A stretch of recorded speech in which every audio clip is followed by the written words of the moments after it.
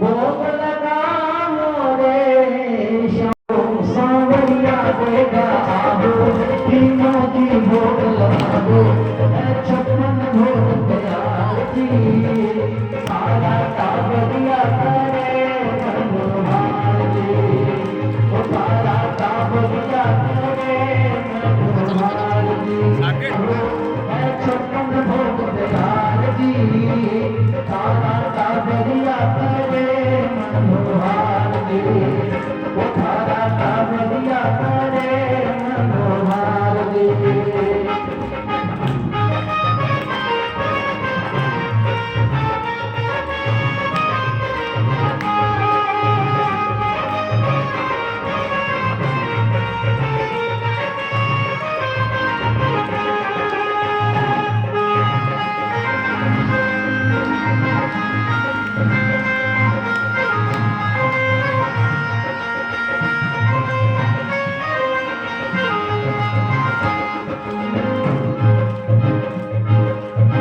केसरिया पर थी कला कंदर भोड़ी पेड़ा की मरती बालूशाही केसरिया पर थी कला कंदर भोड़ी पेड़ा की मरती बालूशाही यादों दुनिया चलती रसगुल्ला गाजर पाक बाबा रसमलाई दुनिया चले रसगुल्ला गाजर पाक बाबा रसमलाई गुलाब जामुन शक्कर पारा गुलाब जामुन शक्कर पारा एवर नारा नारा जिनो आओ की ओर गलाओ की मोती भोग लगाओ छप्पन भोग तैयार जी सारा कावड़िया करे मनोहार जी सारा कावड़िया करे मनोहार जी आओ आओ सांवरिया बेटा आओ तीनों की भोग लगाओ छप्पन भोग तैयार जी सारा कावड़िया करे मनोहार जी सारा कावड़िया करे मनोहार जी।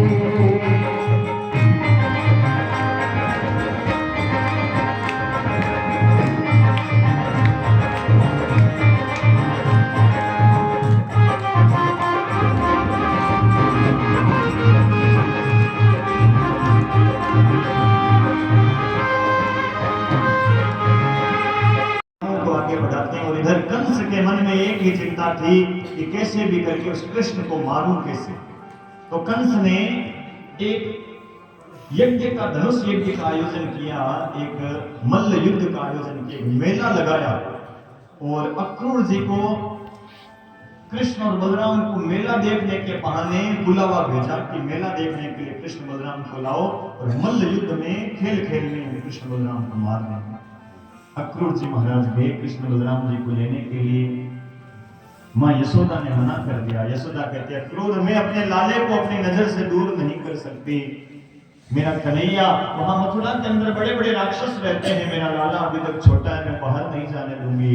नंद बाबा ने खूब समझाया यशोदा को, यशोदा कन्हैया बड़ा हो गया है, कब तक अपने पल्ले में बांध करके लाले को रखेगी, कभी ना कभी तो बाहर निकलना ही पड़ेगा। और फिर मां यशोदा दौड़ती हुई रथ के पीछे आई, अक्रूर रथ को रोक दे, अरे अक्रूर रथ को रोक दे।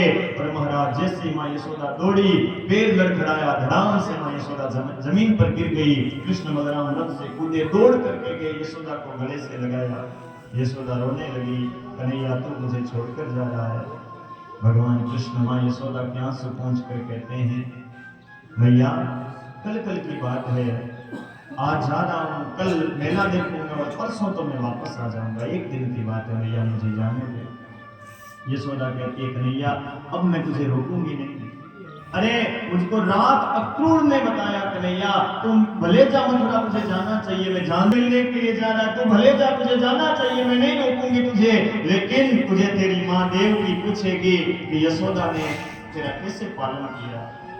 कन्हैया एक बात मैं हाथ जोड़ करके तुझसे भैया कहती हूँ, तू देवकी को सारी बातें बता देना, लेकिन एक बात मत बताना, उसे भूल जाना। भगवान कहते माँ ऐसी कौन सी बात है जिसको मैं ना बताऊं, जिसको भूल जाऊं। यशोदा एक पुरानी बात याद दिलाती है। यशोदा कहती कन्हैया तू छोटा था पर तूने एक बार एक माखन की मटकी को फोड़ दिया था। उस माखन की मटकी को फोड़ने के बदले मैंने तुझे कन्हैया एक पूंखली से बांध दिया था। अरे उस बात को भूल जाना कन्हैया। जब देवकी को पता चलेगा कि यशोदा की एक मुट्ठी माखन की औकात नहीं है, एक मुट्ठी माखन के लिए मेरे लाले को ऊखली से बांध दिया था, क्या सोचेगी वो देवकी। तो उस बांधने वाली बात को कन्हैया भूल जाना। संक्षिप्त में भगवान से प्रार्थना करती है, ये तो प्रेम की बात है, ये तो प्रेम की बात है, बंदगी तेरे बस की नहीं है, ये तो प्रेम की बात है, बंदगी तेरे बस की नहीं है। यहाँ स्वर्गों के होते हैं सोते, यहाँ स्वर्गों के होते हैं सोते, आशिकी इतनी सस्ती नहीं है, ये तो प्रेम की बात है, जिंदगी तेरे बस की नहीं है, ये तो प्रेम की बात है।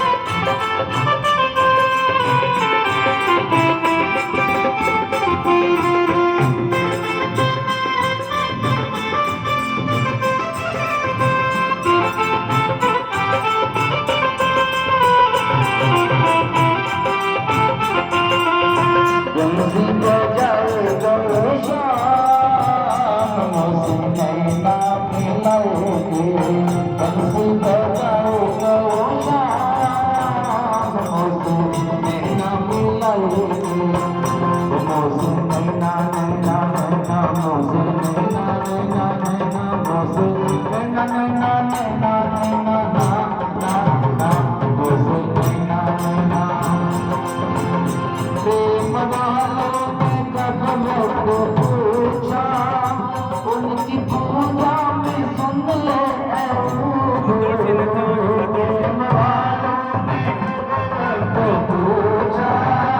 उनकी पूजा में सुन ले, जहाँ तुम में होती है पूजा, जहाँ तुम में होती है पूजा, झुकाने की फुर्सत नहीं है, ये तो प्रेम की बात है, जिंदगी तेरे बस की नहीं है, ये तो प्रेम की बात है।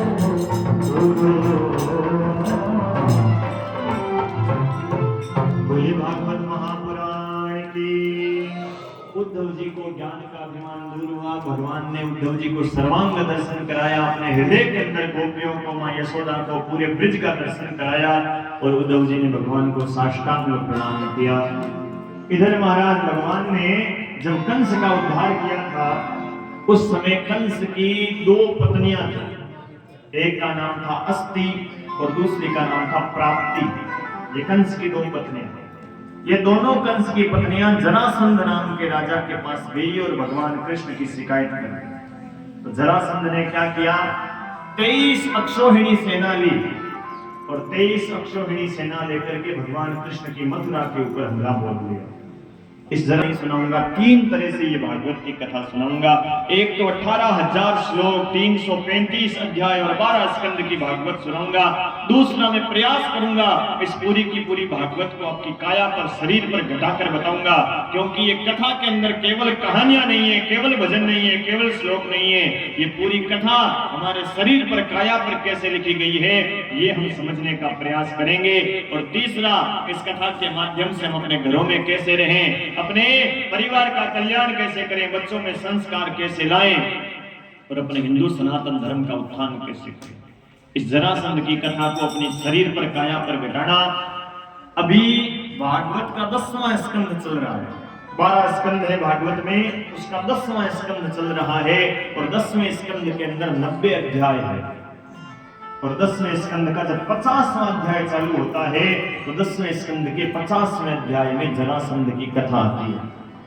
एक एक अध्याय का भी कारण है, एक एक अध्याय का भी अर्थ है। 50वें अध्याय में जरासंध की कथा आती है। कथा को काया पर घटाना। जरा किसका नाम है?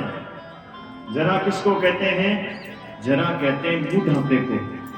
जरासंध नाम है बुढ़ापे का, मथुरा नाम है शरीर का। और जरासंध की कथा कौन से अध्याय में आती है? 50वें अध्याय में आती है। जब चले जाओ शरीर में 17 प्रकार के रोग लगने लग जावे, समझ लेना ये जरासंध आ गया है। जब ब्लड प्रेशर हाई होने लग जावे, लो होने लग जावे, हार्ट की बीमारी होने लग जावे, कमर दुखने लग जावे, शुगर कम ज्यादा होने लग जावे, होई बीननी है गोडा घना दुखे, होई बीननी है हमारा गोडा गोडा को दुखे नहीं मातावा, कैसे समझ लो अब जरासंध आ गया है। चेत जाओ भाई, माड़ा हाथ में ले लो।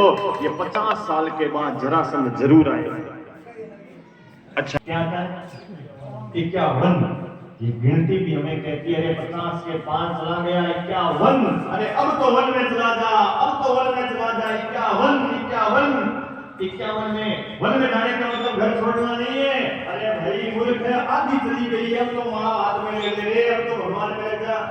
अरे अब तो वन में चला जा। रे 52 का हो गया, 52 में भी मारा हाथ में नहीं ली, तो 52 के बाद अरे अभी तक तेरापन कर रहा है, अभी मेरा कर रहा है। अरे अब तो चेत जाने, मारा हाथ में ले रहा। 53 तुझे धिक्कार है भैया, तो अब भी मारा हाथ में। गिनती भी धर्म से लगना समझे तो धर्म से लगना सिखाती है, लेकिन हम समझना चाहते नहीं। जरासंध की कथा को काया पर घटाना। 17 बार हमने किया। 50वें अध्याय में जरासंध की कथा आ रही है। शरीर रूपी मथुरा का जब 50वां अध्याय आएगा तो जरासंध की बुढ़ापा 17 बार हमला करेगा, लेकिन 17 बार ही जरासंध हार गया। और विश्वकर्मा जी को आदेश दिया,